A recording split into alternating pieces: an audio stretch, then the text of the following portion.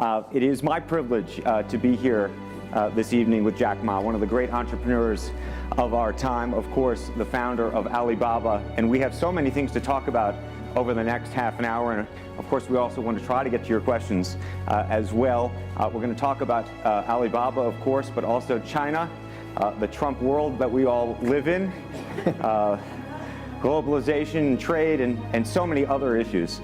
But first of all, thank you for joining us. Yeah. Let me start with this, which is to say that you just spent some time inside Trump Tower and went to go visit with Donald, our president-elect in the United States. Tell us about that meeting.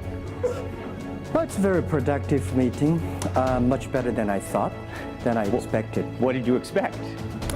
Well, I heard a lot, and I watched, like everybody, I watched all the news and heard a lot about him. So when I go inside, I saw, anything that, but he's very sort of open-minded, listened what I talk.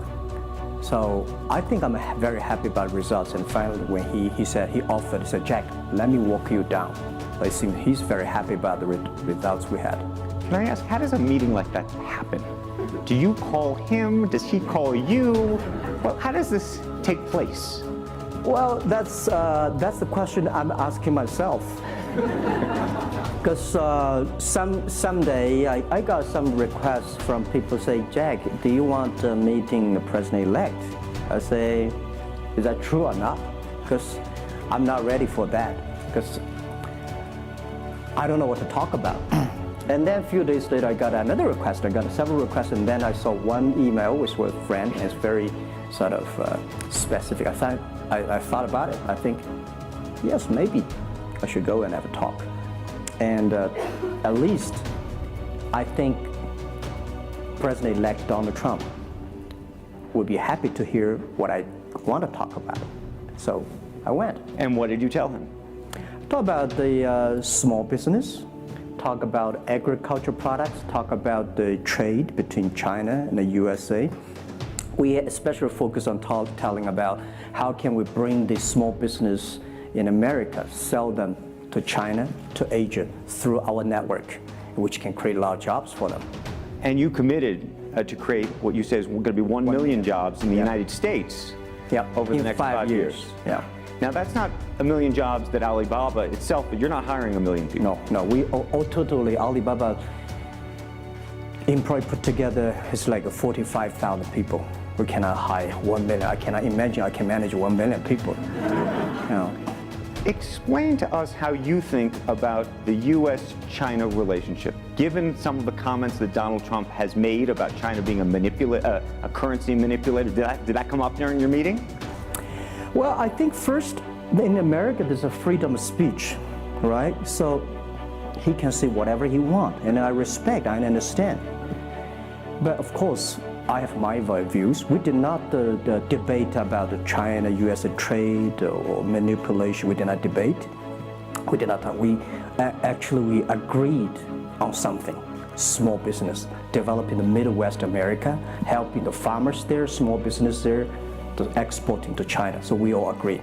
But something that we did not discuss about the American, the job losing to China, Mexico, and this. Can I share with you my ideas? Please. Yeah. First, I think 30 years ago, when I just graduated from universities, I heard America had a wonderful strategy. They outsource the manufacturing job, service jobs. They outsource the manufacturer to Mexico and China, outsource the service job to India. There's a book called The World is Flat. Tom Friedman, colleague at the New York Times. And I think it's a perfect strategy.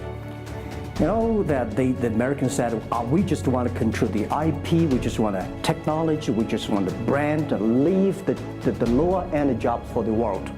Great strategy. And second is that the American international companies made millions and millions of dollars from globalization. The top 100 companies in America. Amazing. I remember when I graduated from university, I tried to buy a beeper, the Motorola beeper.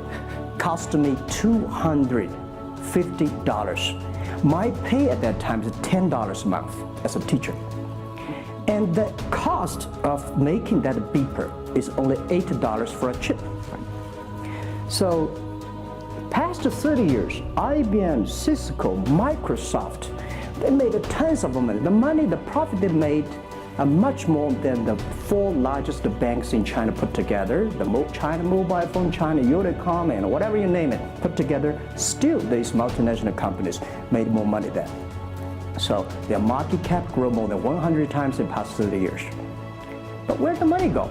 This is what I'm curious, because as a business people, I always care about the balance sheet. Where the money coming, where the money go. Past 30 years, the American had 13 wars, spending $14.2 trillion. The money going there. What if they spend a part of that money on building up the infrastructure, helping the white collars, the white collars and blue collars? No matter how strategy good it is, you're supposed to spend money on your own people, right? Not everybody can pass Harvard. Like me, they're not good at education, right? We should spend money on those people who are not good at schooling. And the other money, which I'm curious about, is that when I was young, I heard America is about Ford and Boeing, those big manufacturing companies. Last 10, 20 years, I heard about is Silicon Valley and Wall Street. The money go to the Wall Street. And what happened? Year 2008. The financial crisis wiped out $19.2 trillion USA alone. They wiped out all the white collars and destroyed 34 million jobs globally. So what if the money is not Wall Street? What if the money spent on the Middle East, Middlewest of the United States, developing the industry there? That could be changed a lot. So it's not the other countries steal jobs from you guys. It is your strategy. Okay, but you do not distribute the money and things in a proper way. This is what I. And now we are having a backlash. And that backlash is a rebuke of globalization, and so much of the conversation, frankly, that we have here, and that backlash is happening in the United States. But I will say President Xi was here yesterday. You had lunch with him, and he was quoting Abraham Lincoln. What did you make of that? Well, I would say that globalization is a great stuff. It's the USA, it's developed countries to teach us how to do globalization. I remember 2002 or 2001, before China joined the WTO, everybody in China was worried. Me, I was worried. Because what if all the international products come to China, destroy our industry, and we have to lose a job? So, convince China, after 20 years, then you guys are say, this is a terrible thing. I believe globalization is good, but globalization needs to be improved. This is Donald Trump, President-elect, want to solve it, the problems. That globalization, I think, should be inclusive globalization. In the past 30 years, the globalization was controlled by 60,000 big companies. 100 years ago, globalization was controlled by several kings and emperors. What if next 30 years we can support 6 million business doing business across the board? What if in next 30 years we can help support 20 million small business can do business across the board? So this is something which I believe globalization should be inclusive. And do you think that the words of President Xi will happen in reality, which is to say that China has largely acted on its own behalf for many, many years, and now is effectively saying that the U.S. needs to continue acting on everybody else's behalf? Yeah, I think, the world needs some, such a, Mr. Xi yesterday said it's a wonderful time, it's a bad time, or the worst time. The world needs a new leadership, but the new leadership is about working together. This is what I understand. We do not necessarily need one specific leader to teach us what to do, what not to do. But the world have to partner together. This is what I think. And I think as a Chinese, as a business people, I feel proud for what President Xi said yesterday. As a business person, I want the world to share the prosperity together, to join the force together. As a Chinese, I'm happy about what he committed. Yesterday he said, he speaks like us, takes the responsibility of the second largest economy. As the China's second largest economy, he has to take some responsibility. This is the first time I heard a Chinese leader make number commitment. He said, next 10 years, we are going to import 8 trillion US dollars. This make me feel excited because China is transforming from exporting to importing. If there's a concrete number, if we can fulfill it, this is going to be huge change to the China and to the world. But don't you think that it's easier today for China to be interested in globalization because of the benefits that can accrue to China because you're continuing to develop than it is for countries that are quote unquote developed? Well, first, the WTO rule is not designed by China. It's not made by China. I will say there's something that I want to change. The WTO is designed, a lot of rules designed for big companies in the past 30 years, and only big companies can do it. And China definitely benefit a lot from opening. I think China should learn one thing, that we grow in the past 30 years. It's because we open to the world. If we continue to open to the world, not fully. Okay. American business that wants to effectively go into business in China has a very difficult time, has to partner effectively with a company that's there already. This is why I said China has problems too. The world has problems. And China definitely has a lot of problems. China should open, should be more confidence. This is what I feel yesterday. I feel the confidence of Mr. Xi that he is ready to open more to the world. This is what I suggest, that we should solve the problem by business community, right, by negotiation. WTO, China joined WTO for 20 years or 70 years, I don't know the number. But the past 2 years, that I think we as a business, we as a country, we as the world, we have to review something. Right. But not because unbalanced things, we stop it. You've been calling for something called EWTP. Yeah. What is that? This is what I would talk about, is that the WTO was great, but they mainly designed for developed countries, big companies. There's no opportunity for small business. We want to build up an EW, Electronic World Trade Platform, to support young people, small business, that through mobile phones, internet, they can sell and buy across the board. And the other thing is that WTO is a very interesting organization. When you put the Doha round, when you put 200 government officers in one room, ask them to agree on something, it's impossible. I can never imagine that they can agree on something together.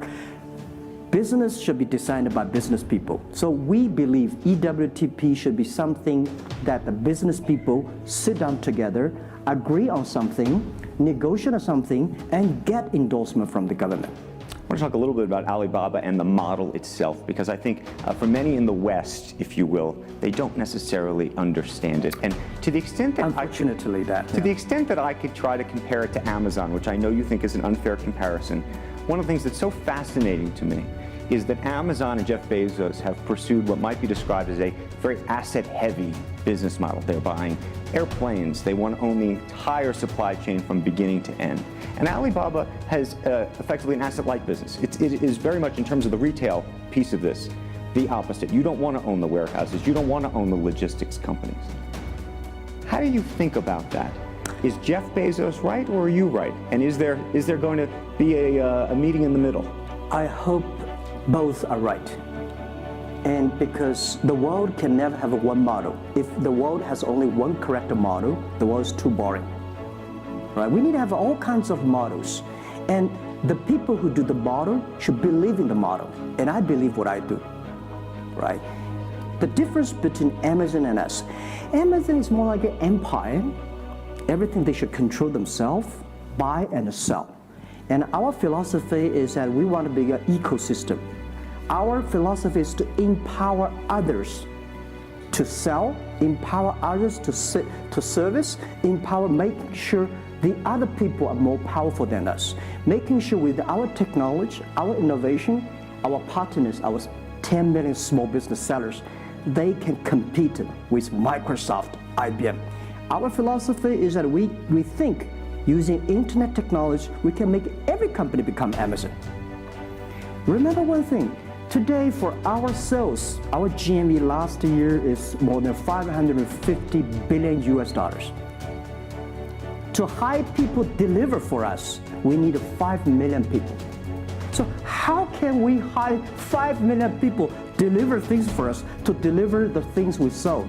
The only way we do is empower the service company, logistics companies, making sure they are efficient, making sure that they make the money, and making sure that they can hire more people. But without owning the whole chain, can you do it as effectively? The idea that you're watching Amazon being able to deliver things now within hours, literally.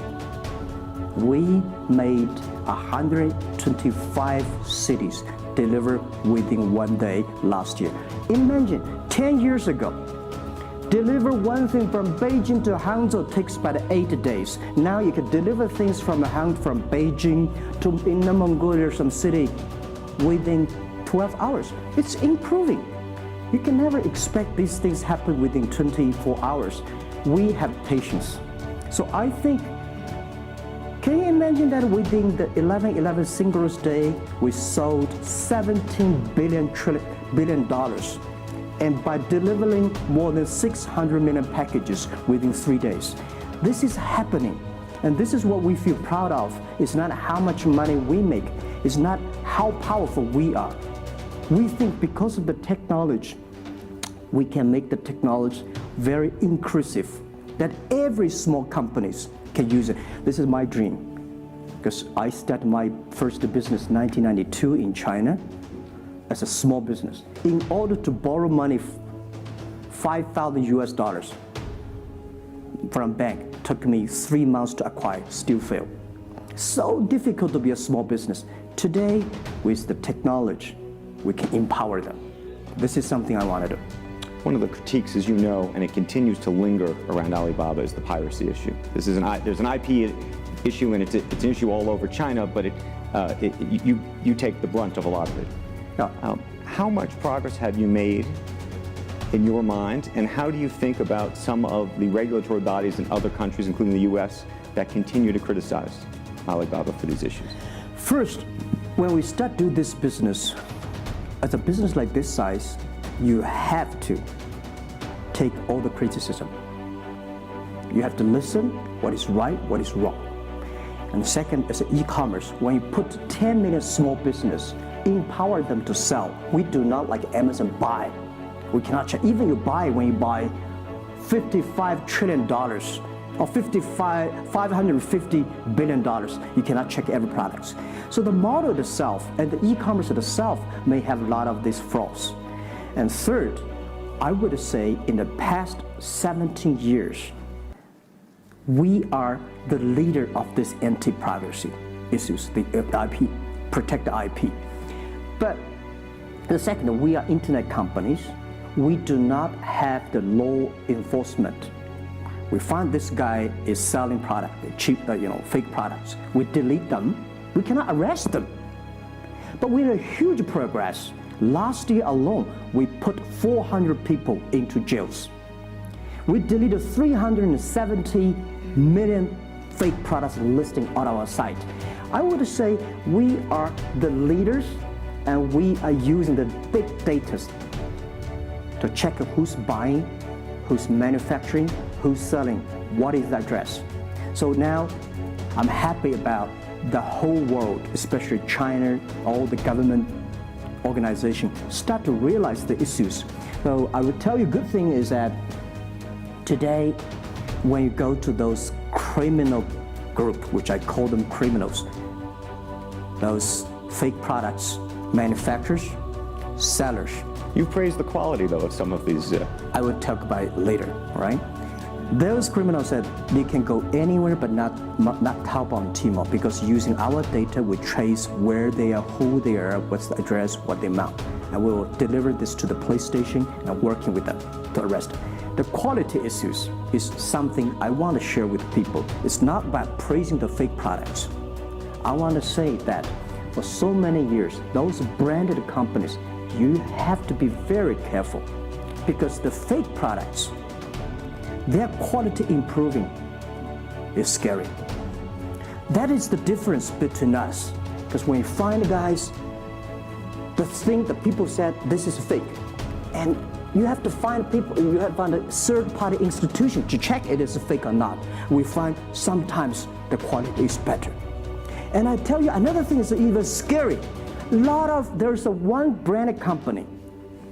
He said, we are selling fake products. We check everything, there's nothing wrong.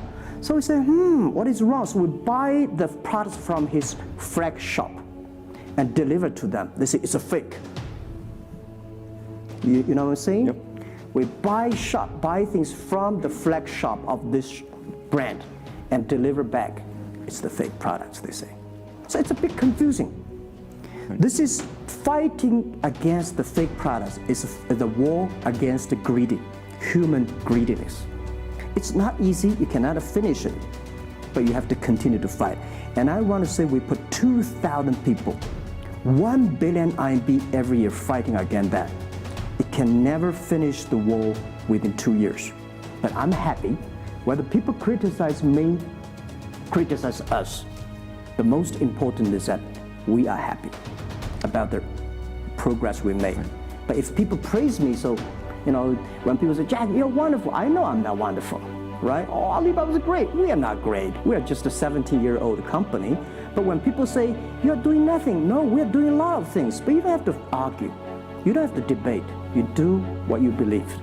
One of the things you mentioned was using big data on the piracy side, but the other thing that you're using a lot of that big data to do is provide credit and effectively banking the unbanked. And what's so fascinating to me, and I hope you'll share it, is we've talked about the Sesame credit. Yep. How you are able to use big data effectively to figure out who deserves credit and who doesn't in a marketplace where some of these people had no credit history before. Okay. Well, before we do that, we had a system called Teach Computers to learn how to anti-fake products, teach the computers to learn how to, because we have Alipay, a lot of people try to use all the ways to cheating. So we teach the computer how to do that, the cheating things. So we've been doing that for 10 years. Until now, there is called artificial intelligence, because we've been doing that. We are a data company. 8 years ago, we said to ourselves, Alibaba should not be an e-commerce company. We should be a data company, because we have the data from consumers, we have data from the manufacturer, we have data from the logistic company and transactions. But we think how we can make a data really beneficiary to the society. What China needs is that we have a lot of great people. All the small business, they are very credible, but we don't have a credit system for that. So how can we use a credit rating system based on the data we have to giving everybody a Sesame rating system? That is so powerful in the past 4 years, because every individual, every small business, if they have been using our services, we give them a rating system. So we're giving loans. In the past 5 years, we're giving 5 million business loans. They only borrow $5,000. 3 minutes, we can decide whether we should give you money, how much you want to give. Within 1 second, the money will be in your account. And 0 people touch, so we call it 310. And even today, the Sesame rating system become people dating. The mother-in-law want to say, hey, you want to date with my daughter? Show me your rating system of the Sesame card. So it's so funny, we go to people want to rent a car, people want to rent a bicycle, they will say, show me your Sesame cards. Good. Because if they do not pay back, if they do not fulfill, the rating system is going to low down and they can never rent a house. This is what we want to build up, the system. That if you sell or buy fake products, the Sesame cards for sure. I'm going to open it up to questions, but a final one from me. There's been a lot of speculation that you're going to get into the business of Hollywood. Your name has appeared, Alibaba Group, at the beginning of a couple of big films recently. What is the ambition for Alibaba in the entertainment world? The beginning was like this. Several years, every 5 years, we have a review for our strategy. Now, our strategy is always look at the 30 years and 10 years. Every strategic decisions we make, we have to ask one question. Did this decision we made solve society problem? Because we believe the bigger social problem you solve, the more successful you are. So if we do this cannot solve any social problems, we don't do it. Second, is this project is going to be successful in 10 years? If it's going to be successful in 10 years, let's do it. If it's going to be successful in 1 year or 1 month, normally I would say, forget about it. Because why you can be successful in 1 year or 1 month? So we all have to put pen on. And 5 years ago, we had a big debate about 10 years later, 20 years, what are the things that China society and the world want? So we say happiness and health. 2H strategy. So happiness and health. We believe Hollywood, the movie industry, bring people happy. Because today, nobody's happy. Rich people not happy, poor people not happy, At least when I watch a movie, I feel happy about it, right? So I think we should partner with the Hollywood, especially like a lot of, we have a different way of living. In China, the movie, we have a lot of heroes, but China movies, heroes always dead. The American movie hero never die. If all the heroes die, who want to be the hero? So my movie, I want to make the hero live. Right, so this is, I think we should learn a lot. And it's only about 2 years, so we have another 8 years to go.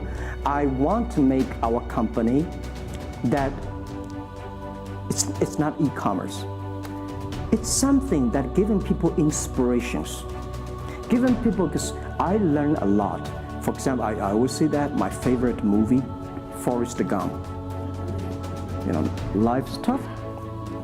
This is I learned, and that inspired me. That is why when people call me crazy, stupid, past the 70 years, you're crazy, you're doing something never work. You're stupid, how can you do that model? Amazon this model, eBay this model, why Alibaba this model? I told myself, Forrest Gump said, go ahead. Never care about what the other people. And the other thing, Forrest Gump said, nobody make money out of the catching whales. People make money by catching shrimps. So we serve small business. Fair enough. Jack Ma, we should probably end it there because we're going to run out of time, but I thank you. Thank you so much for the conversation. I promised we'd sneak in a question or two, and we literally have 2 minutes, and they're going to get upset with me. If you have a question, and we're going to, I got to beg you to do it within literally, a second. So go for it right there. Okay, I'm not going to say that China and the rest of is going to have a trade war, but if the Trump administration can cover China in terms of trade agreement, is that going to help Alibaba? Well, I don't think so. I think China and the US should never have a trade war. We'll never have a trade war. And I think we should give President-elect Donald Trump some time. And he's open-minded, he's listening. And I think the war, it's so easy to launch a war, but it's so difficult, almost impossible sometimes to terminate a war. Iraq war, Afghanistan war, is that finished? No. Trade war, I believe one thing, when trade stops, the war starts. Trade is something that people start to communicate. Trade is something people exchange culture and value. And I will be happy if China and USA agree on something and Alibaba business model destroyed. I will destroy Alibaba model by stopping the war between. Because how can you imagine the first largest economy of the world, second largest economy of the world, have a trade war? It's going to be a disaster for two countries and for the world. If anybody can do something to stop it, do anything to stop it. Did you have a reaction to Trump and the situation with Taiwan and how he's thinking about that? Well, Taiwan, I think this is not something about government.